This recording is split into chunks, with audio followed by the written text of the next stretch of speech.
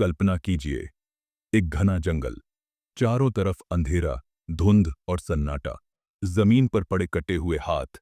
ये किसी युद्ध का मैदान नहीं है, ये है इंसानियत का कब्रिस्तान।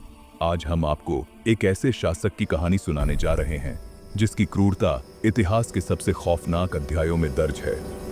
एक ऐसा राजा जिसने खुद को सभ्यता का मसीहा बताया और लाखों मासूमों को नर्क में झोंक दिया। उसका नाम था किंग लियोपोल्ड द्वितीय। 19वीं सदी का यूरोप, दुनिया सभ्यता और विकास के सपने देख रही थी, और इसी दौर में बेल्जियम का राजा लियोपोल्ड द्वितीय अफ्रीका की ओर अपनी भूखी नजरों से देख रहा था। उसने दुनिया से कहा, मैं अफ्रीका में शिक्षा लाऊंगा, ईसाई धर्म फैलाऊंगा, गुलामी खत्म करूंगा। लेकिन यह सब सिर्फ एक झूठ था, एक बहुत बड़ा धोखा। 1885 में अफ्रीका का एक विशाल इलाका, कांगो, किसी देश को नहीं बल्कि एक इंसान की निजी संपत्ति बना दिया गया, और वह इंसान था किंग लियोपोल्ड द्वितीय। कांगो में जो हुआ वह गुलामी से भी बदतर था। गांव के गांव उजाड़ दिए गए, बच्चों को बंधक बनाया गया और मर्दों को जंगलों में भेजा गया रबर इकट्ठा करने के लिए।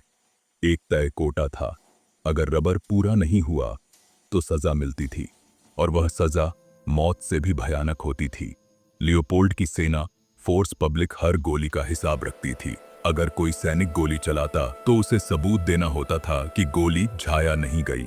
सबूत क्या था? कटा हुआ हाथ। हाँ, जिंदा इंसानों के हाथ काटे जाते थे और उन्हें टोकरी में भरकर अफसरों के सामने पेश किया जाता था। यह आतंक था, यह वहशियत थी, यह नरसंहार था। माताओं की आंखों के सामने उनके बच्चों के हाथ काट दिए गए, पूरे गांव आग में झोंक दिए गए। जो विरोध करता उसे मार दिया जाता। अनुमान लगाया जाता है कि 1 करोड़ से ज्यादा लोग लियोपोल्ड के शासन में मारे गए। लेकिन यूरोप में लियोपोल्ड को महान सुधारक कहा जाता रहा। क्यों? क्योंकि उसने सच को सोने और झूठ के पीछे छिपा दिया था। लेकिन हर अंधेरा हमेशा नहीं रहता। कुछ मिशनरी, कुछ पत्रकार और कुछ साहसी लोग इस नरक की सच्चाई बाहर लाने लगे। फोटो सामने आई, कटे हुए हाथ, जले हुए गांव, रोते हुए बच्चे। दुनिया हिल गई, अंतर्राष्ट्रीय दबाव बढ़ा, अखबारों में लियोपोल्ड का सच छपने लगा, और आखिरकार 1908 में लियोपोल्ड से कांगो छीन लिया गया। लेकिन तब तक बहुत देर हो चुकी थी।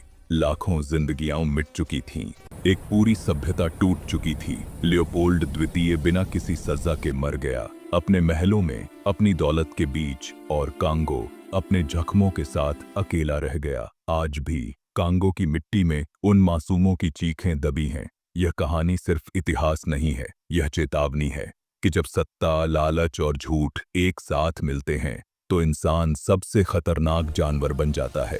अगर आपको लगता है कि यह कहानी सुनी जानी चाहिए तो इसे शेयर कीजिए। इतिहास को भूलना अपराध को दोहराने जैसा होता है। जय सत्य, जय मानवता।